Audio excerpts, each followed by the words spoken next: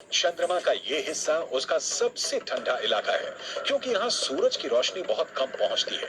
सूरज की किरण तिरछी पड़ने की वजह से चांद के दक्षिणी ध्रुव के ज्यादातर हिस्सों पर काफी अंधेरा रहता है। यही वजह है कि यहाँ का तापमान भी काफी कम होता है। अमेरिकी स्पेस एजेंसी नासा की एक रिपोर्ट के मुताबिक दक्षिणी ध्रुव के कुछ हिस्सों पर सूरज की रोशनी आती है। जहां सूरज का प्रकाश पहुंचता है, वहां का तापमान करीब 54 डिग्री सेल्सियस रहता है।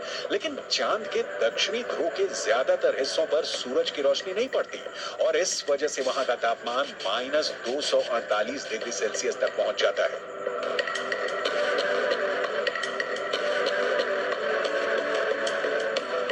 नासा के मुताबिक चांद के दक्षिणी ध्रुव पर बर्फ है। बर्फ के साथ दूसरे कई प्राकृतिक संसाधन भी हो सकते हैं। साल 1998 में नासा ने मून मिशन के तहत ये बताया था कि दक्षिणी ध्रुव पर हाइड्रोजन है। नासा का दावा है कि अधिक मात्रा में हाइड्रोजन होने की वजह से वहां बर्फ की संभावना है। इसके अलावा चांद के दक्षिणी ध्रुव पर बड़े बड़े पहाड़ और कई गड्ढे हैं। चंद्रमा पर नजर रखने वाले वैज्ञानिकों की माने तो चांद के दक्षिणी सतह पर कई सारे गड्ढे ऐसे भी हैं जहां अरबों साल से सूरज की रोशनी नहीं पड़ी है। ऐसे में चंद्रयान 3 का चंद्रमा के ऐसे इलाके में जाना और जानकारी जुटाना अब तक के हुए सभी मून मिशन के बीच मील का पत्थर जैसा है और स्पेस साइंस की दुनिया में यह ऐसा करिश्मा है जिसे अभी तक कोई देश नहीं कर सका था। चांद के दक्षिणी ध्रुव वाले हिस्से में बड़े बड़े क्रेटर हैं, जिन्हें आम बोलचाल की भाषा में गड्ढा कहा जाता है। ज्यादातर गड्ढे ऐसे हैं जहां अरबों साल से अंधेरा है। अमेरिका के नासा के मुताबिक धूप अंधेरे के बीच यहाँ बर्फ का जमाव हो सकता है। अंदाजा ये भी है कि चांद के दक्षिणी ध्रुव पर अरबों सालों से पानी बर्फ के रूप में जमा हो सकता है, जिसके अध्ययन से सौर मंडल से जुड़े और भी कई रहस्य खुल सकते हैं।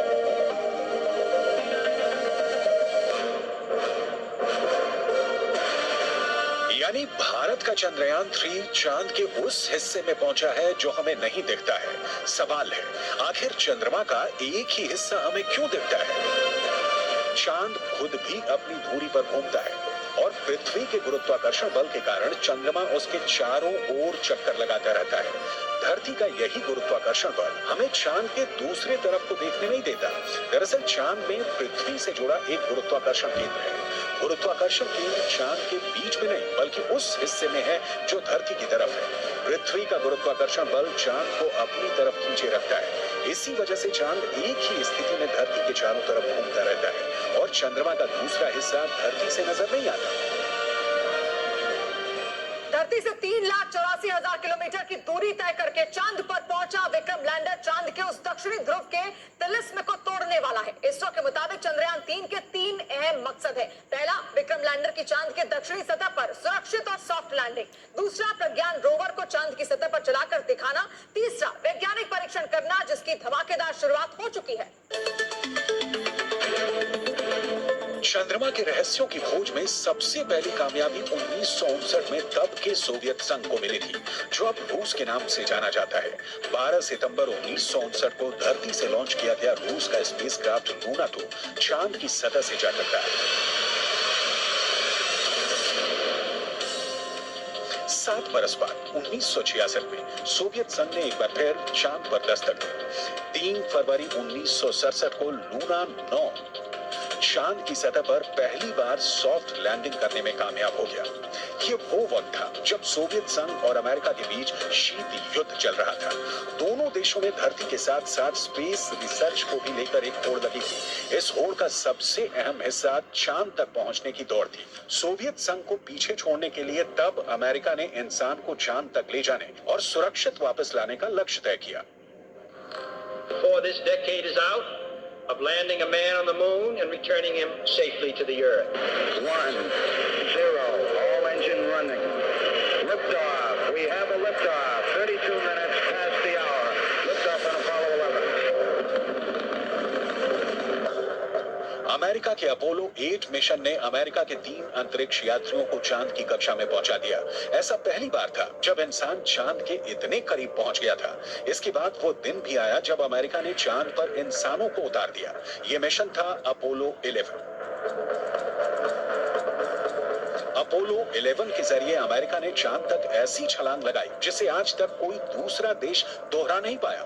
वो छलांग थी चांद पर इंसानों का पहला कदम।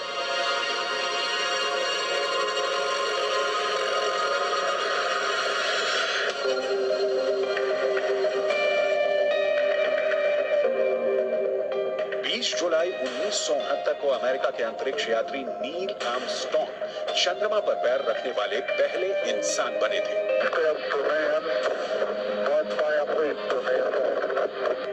चांद पर उतरने वाला लूनर लैंडर 2 लोगों को लेकर गया था। नील आर्मस्ट्रॉन्ग के अलावा बज एल्ड्रिन भी वहां बाद में उतरे थे।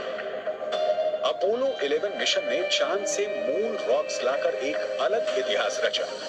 अपोलो 11 मिशन के दौरान करीब 22 किलो सामान चंद्रमा से लाया गया था। इसमें तकरीबन 50 चांद के चट्टानों के टुकड़े और चांद की मिट्टी शामिल थी।